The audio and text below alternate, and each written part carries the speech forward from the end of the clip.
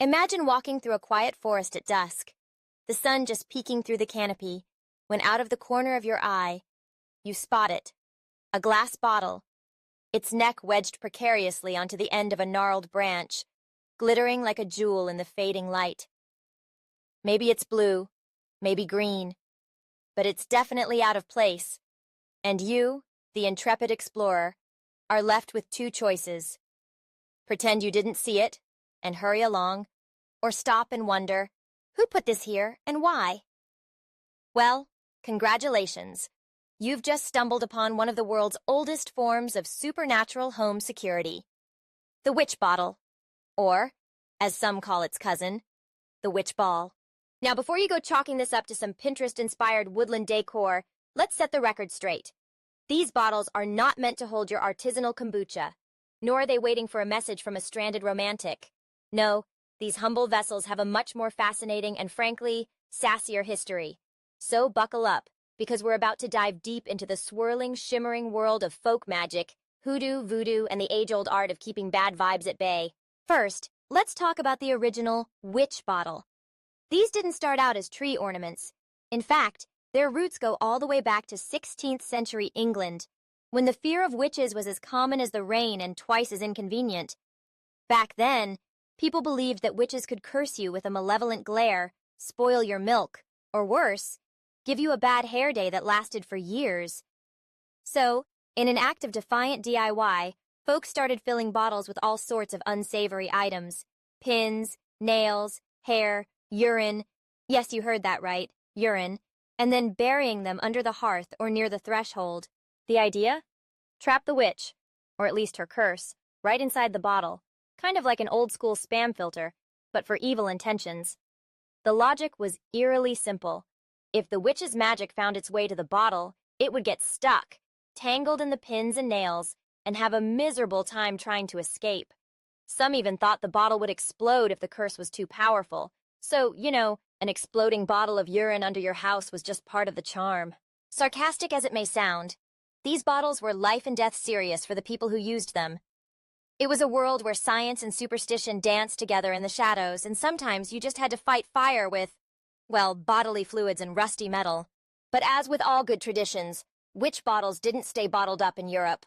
When English settlers crossed the Atlantic, they brought their bottle magic with them to the New World, where it mingled with African, indigenous, and Caribbean spiritual practices. Enter the colorful world of hoodoo, voodoo, and rootwork.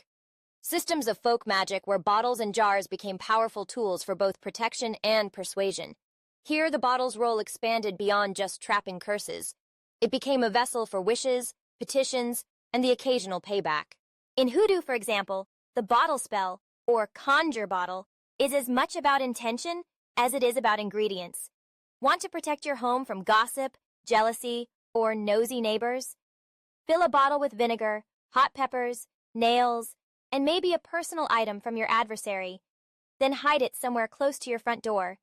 The idea is to sour the tongue of anyone speaking ill against you, because who doesn't want their own magical bouncer guarding the threshold? And then there are the famed witch balls.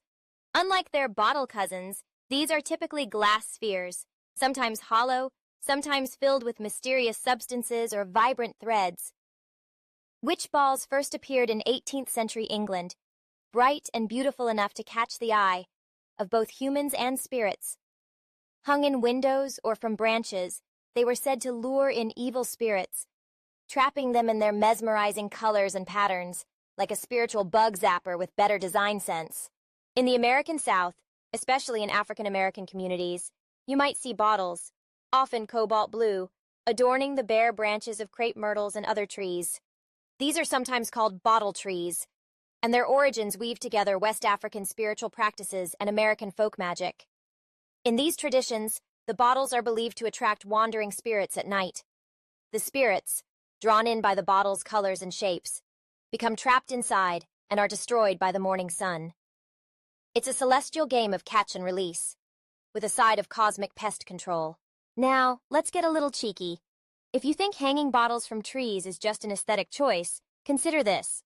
Centuries ago, people believed that evil spirits, much like moths to a flame, or teenagers to a TikTok trend, couldn't resist the allure of a shiny object. The more bottles, the more spirits you could trap.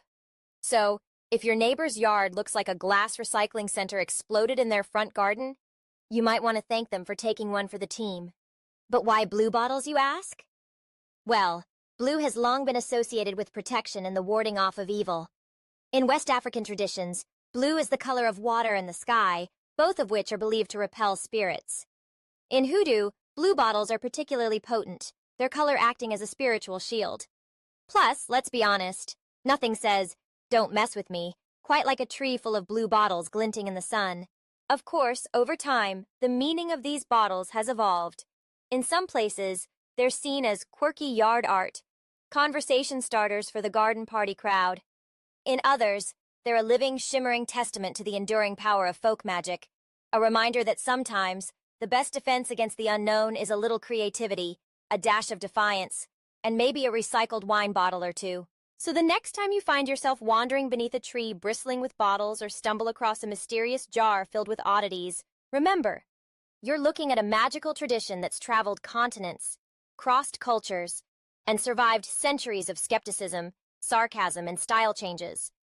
Whether you see them as spiritual safeguards, cultural heirlooms, or just really committed recycling, witch bottles and witch balls are a sparkling reminder that magic is never far away. Sometimes it's just hanging from the nearest branch, waiting to be noticed. With love and light, may all who listen feel protected and inspired by the wisdom of these ancient traditions. Remember, if you found this journey into the world of witch bottles and bottle trees intriguing, don't forget to like, share, and leave a comment with your thoughts or experiences. Your engagement helps keep these stories alive for generations to come. Until next time, stay curious, stay safe, and cherish the magic woven into everyday life.